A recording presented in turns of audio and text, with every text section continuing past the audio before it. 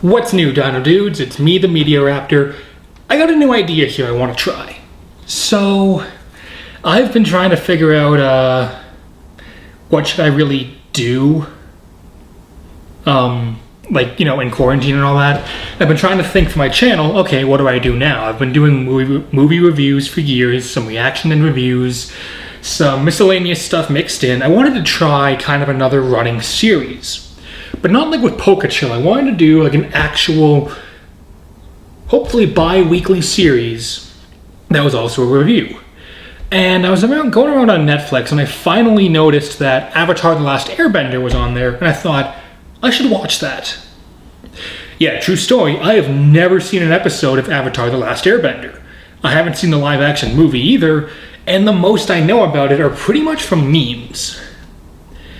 And you might ask, oh, how have you never seen this? Well, when it was airing, I didn't have satellite back then, but I also remember a few years later, about 3 or 4 years later, it kind of suddenly really took off at my old public school. And then some of the Sonic comics I had, both Sonic Universe and Sonic X. Yeah, they made a comic series based off the cartoon that was actually pretty decent, if I recall.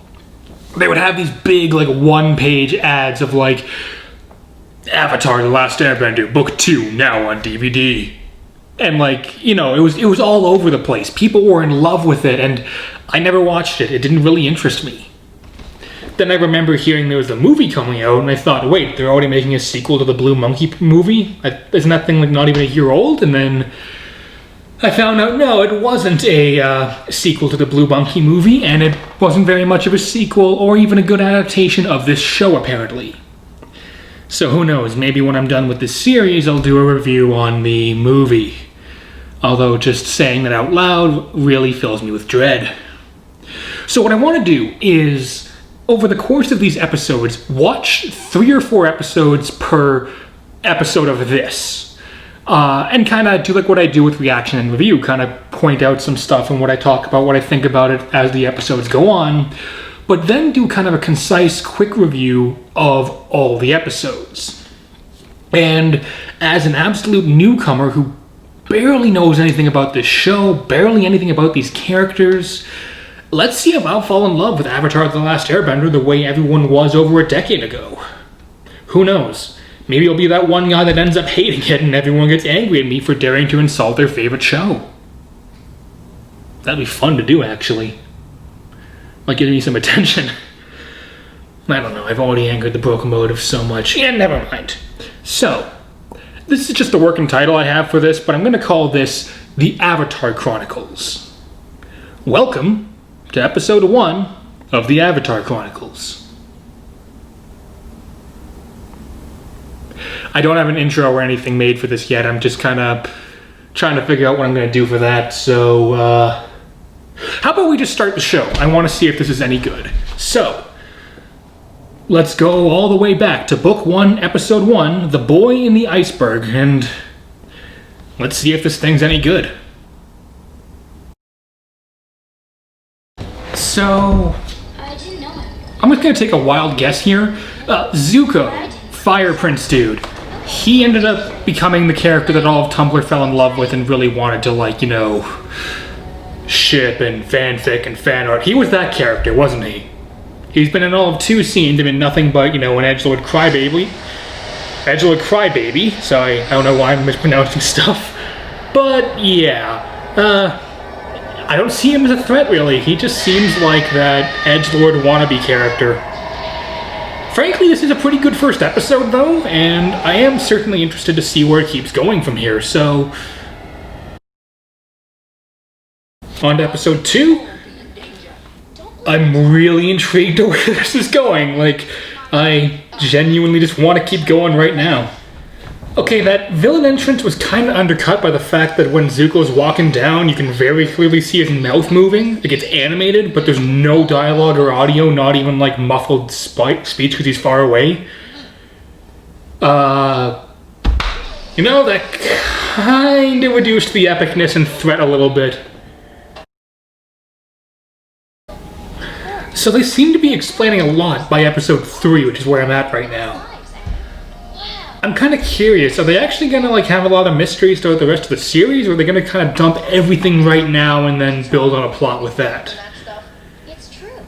I'm fine either way, but I'm kind of curious. I kind of feel like this is one of those shows where it would have been better if they kind of set off on their quest and then gradually things got revealed, more and more was shown. I kind of have a feeling they're going to do that anyways, and I'm going to totally regret saying that come like book 2 or 3, I don't know, but yeah, I don't really know how to explain it, but I feel like they're kind of explaining too much, but it also works. Huh. That's a lot of dead bodies to show in a kid's show. I'm actually kind of impressed they did that. Okay, yeah, they just showed a bunch of corpses. I wasn't expecting that in a kid's show. Okay, so this episode is kind of bad. Or at least it's not what the others were like. Like, the first 3 had bits of comedy, but it was very much action and story driven. This one is just like 90% comedy, and well, the comedy does hit. It feels out of place. Like, I don't know how to explain it. I'll try later, but alright, so that's 4 episodes into Book 1 of Avatar The Last Airbender. I really like this show now. Yeah, a lot of shows I've watched, stuff like Breaking Bad, Sons of Anarchy, even BoJack Horseman, it takes till near the end of the first season for me to finally be like, okay, I'm in this for the long haul, let's get going, I want to see more. By the end of episode 2, I was already in that, okay, I'm here, I want more, let's go.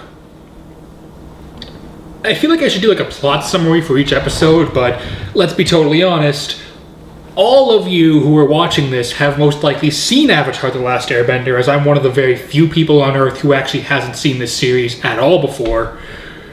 So, long story short, there's Earth, Wind, or Water, Fire, which yes is a band or something, but essentially Fire decided, yeah, you know what, let's just be jerks and take over the world, and then this dude, the Avatar, who can control all 4 elements, kind of peaced out for 100 years.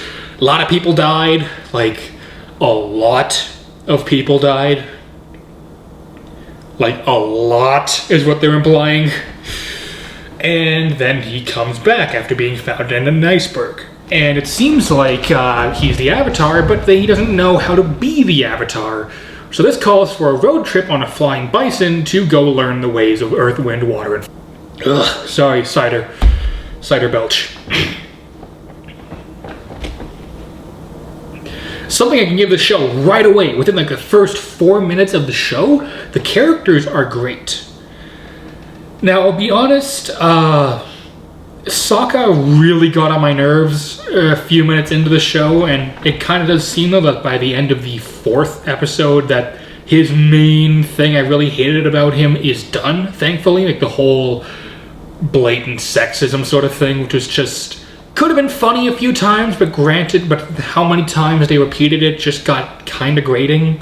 And it seems like that's done though, so hey, you know what? At least a new one to stop. But Sokka and Katara, within the first 5 minutes, we clearly know what they're like, what their personalities are, we know their relationship to one another.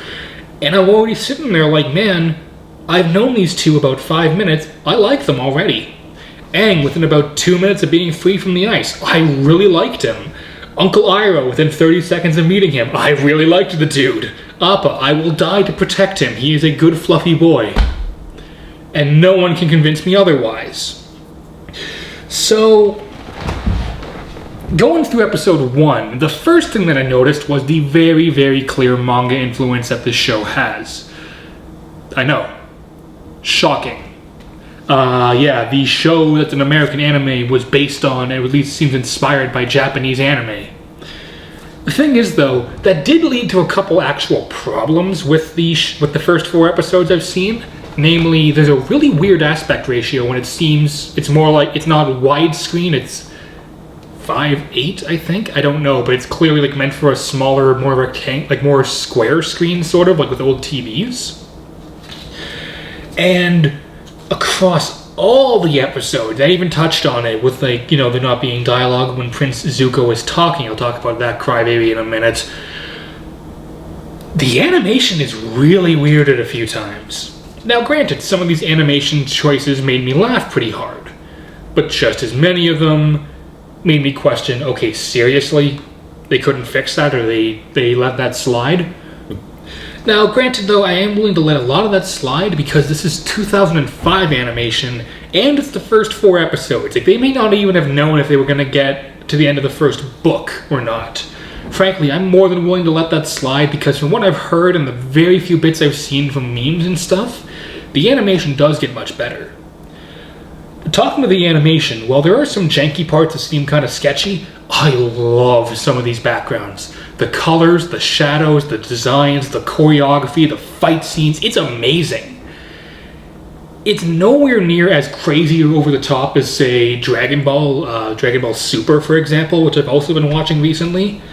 But it doesn't feel like it needs to be. It feels like the intensity of their fights is minimalist at best, but that honestly helps the show. So the first episode is all about them finding Aang. The second episode is them kind of hanging out in the waterbending village, and then, of course, Fire Nation shows up, and then they decide to, a bit of a back and forth, blah, blah, blah. We get introduced to Prince Zuko, who, aside from being able to be able to, I guess ventriloquism he'd be good at. No, wait. Sorry, I'm tired. Prince Zuko, who like I said, I'm pretty sure is the Tumblr one that everyone loved because, oh, he's damaged and broken, but he can be redeemed, or whatever. He was the once-er of his time.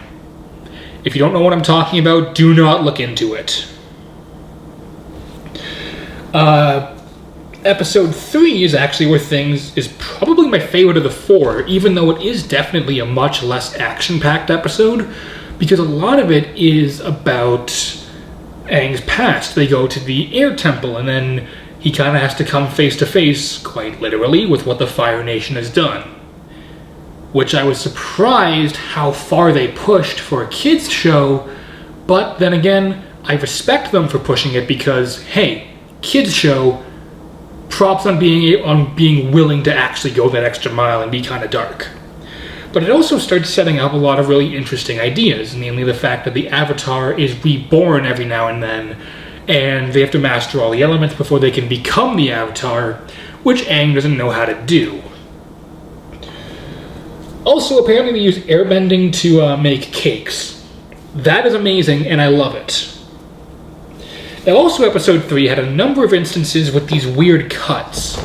And I'm not talking about the kind of stuff when I'll randomly jump around or do weird cuts that are kind of noticeable, all because I'm trying to prove a point. No, I'm talking about, like, it feels like they're trying to do a transition with, like, something coming up, and then that would lead to, like, a shot of a temple pillar or something. But whenever they did that, they cut it about 3 seconds too soon, so it only starts going up and then it cuts to something else, or they're like in the middle of a conversation and even the music seems to be going, nope, we're going to keep going with what we're talking about, and then all of a sudden it just cuts to another scene. Same with the music, it randomly cuts out at a number of times, and was quite bizarre, to be honest. But it also was kind of showing that this show can do comedy and drama at the same time, as there is some real conflict, some real moral questions being asked between Sokka and Katara, with both sides being in the right and both sides being in the wrong when it comes to stuff like wondering if they should tell Aang about his past, or how far are you willing to go to save everyone, and so on and so forth. And to their credit, there was a number of times when it seemed like they were going to go into a cliche, but they completely subverted it, and I really appreciated that. The biggest example being when they're getting ready to leave, it seems like they're going to do the whole, oh, the mentor doesn't want them to leave, so they sneak out or whatever, but almost immediately the elder in their village goes, okay, take this, I have hope. And like, it's a very touching scene. It actually proved to me that this show can be surprisingly emotional when it wants to be. And, okay, as much as I joke about Prince Zuko, I do like the idea of the Fire Nation, this kind of, like, metallic, almost steampunk in a way kind of group of samurai warriors who can, bend fire. That's awesome.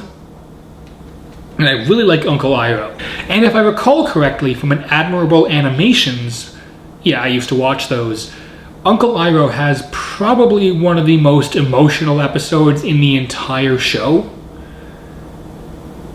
But I don't want to go back and check because I don't want to be spoiled for when I get to it. Then we come to episode 4, and frankly, I think that this episode really could have been cut in half, or could have been cut altogether.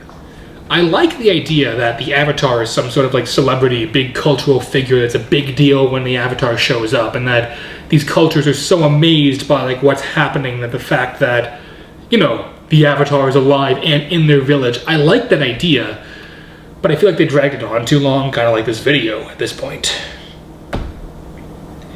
But again, while there was some really weird animation, especially with Aang running on the water, I loved the designs of the samurai women. I don't forget what they're called, the Kyoshi warriors, I believe. And then stuff like the Yagi, I believe, Yanagi, I think is what it was. The big water dragon looks awesome. And in the end, though, it did leave me sitting here like, okay, you know what? I want to see more. Where are they going to go from here? What's going to happen next? And the fact that a show was able to get me to do that within 4 episodes really should tell you what I think about this show. Despite the 4th episode being kind of a fluke, Avatar The Last Airbender is off to a fantastic start. I can't wait to watch more, and I hope they are as good as this. So yeah, if you like this show, let me know down below. Don't give me spoilers though, I don't want to be spoiled yet. And yeah, let's see where it goes. Until next time though, this has been the Media Raptor, as always, saying keep cool, and I will see all you dino dudes around. Later. Also, there isn't really much of a theme song for this show, but the music is amazing.